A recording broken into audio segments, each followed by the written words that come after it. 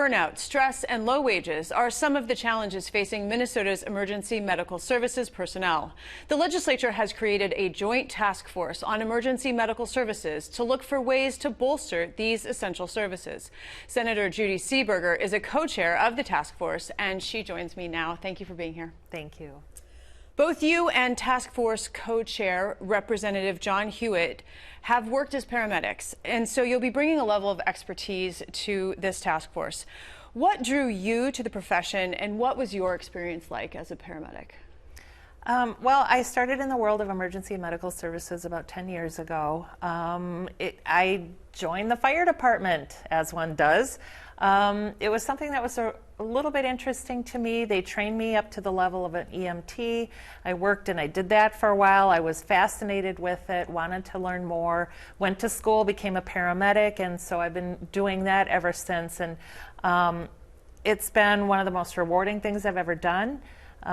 It's important work. It's something that I really enjoy and try to continue to do. It's tough during session, but I still do get out on the ambulance here in the interim. And it's been one of the best things I've ever done. So you continue to do this work as your schedule allows? I do. Wow. So in preparing to talk to you, I read several articles from the Rochester Post Bulletin, including a recent one about the Altura ambulance service, which may be forced to close. If it closes, other services in the area will have to fill in that gap, but then response times might be longer. How widespread is this problem?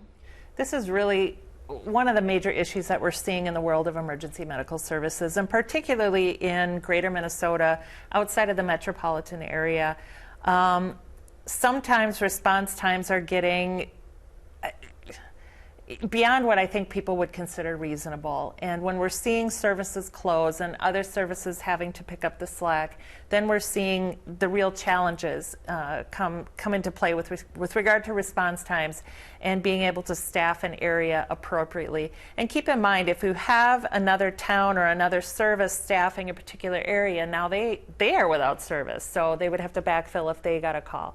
So we're really kind of seeing this play out throughout the state, which is really one of the problems that we're going to be tackling with this task force. The Minnesota Department of Health issued a report to the legislature in 2002, 21 years ago, that was called A Quiet Crisis, Minnesota's Rural Ambulance Services at Risk.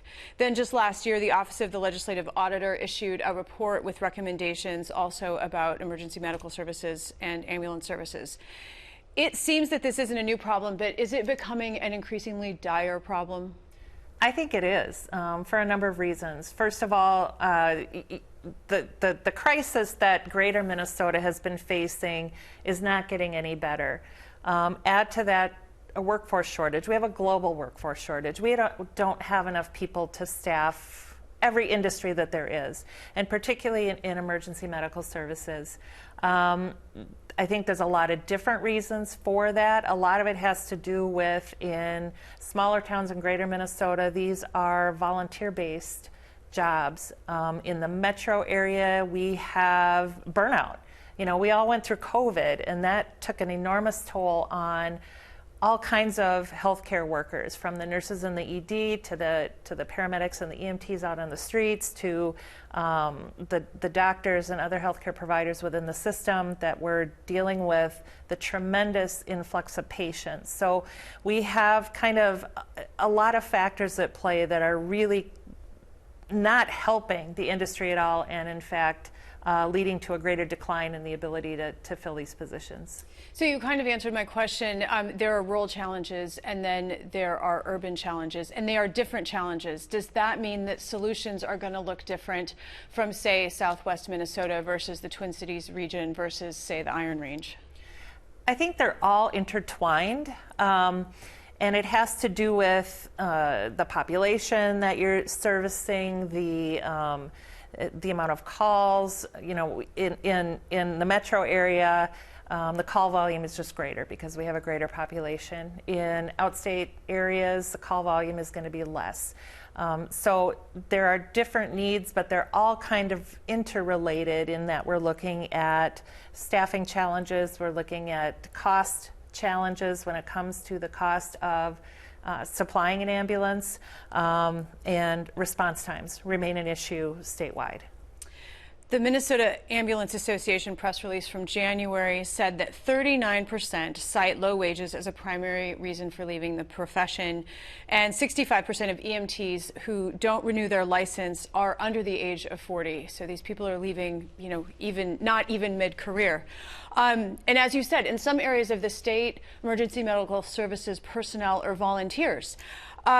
So these are some of the issues that the task force will be looking at: burnout, training costs, wages. Are these all pieces of the pie? They're all pieces of the pie. And I can tell you I work not only for a busy metro service, but I'm also on a what would be considered a volunteer ambulance service for a fire department. We're not truly volunteer, we're paid on call, which means we get paid per call, but it's not that much. And it's not something that you can really rely on in terms of making ends meet. You do it because you want to help your community, or because it's interesting, or you like your coworkers, or kind of a mix of all of that. But if you drive down to the station at 1:30 in the morning, and you don't make a truck, and you drive home, you made your $10 or whatever it is. It's not it's not for the money.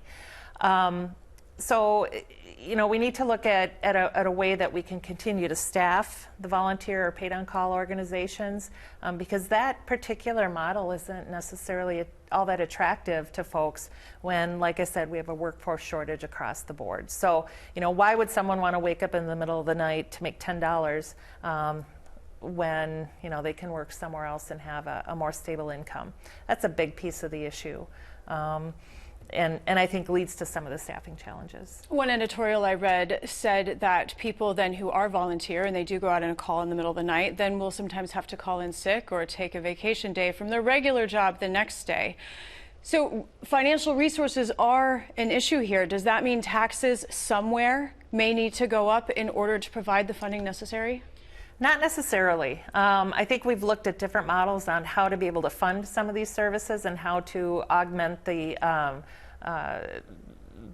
funds so that the staffing challenges are mitigated a little bit. I don't think we can rely strictly on taxes. I think there's other models that we can explore to see if we can't find ways to fund the services that have a lower revenue stream versus those that have a greater call volume. Finally, the Legislative Auditor's report that I referenced earlier suggested that Emergency Medical Services Regulatory Board, the EMSRB, should improve its operations, and that the direction for that change would need to come from the legislature. So is it time that the legislature makes some considerable changes to the board that governs ambulance services? I think changes are necessary. I think we do need to listen to what the legislative auditors have found. I was just meeting today with Representative Hewitt, and we were talking a little bit about what that might look like. And those are certainly conversations that we're going to have in the context of this task force. We do need, I think, to fine-tune our regulatory structure.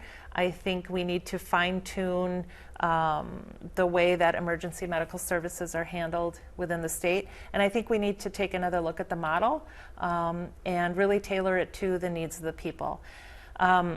One of the frustrations that Representative Hewitt and I both have is that people often don't think of EMS until they need it, and so it's something that doesn't necessarily get the attention that it has needed, which is why we're seeing reports from 20 years ago. So it's our hope and our expectation that with the two of us chairing this committee or task force, we can really start to tackle some of these issues.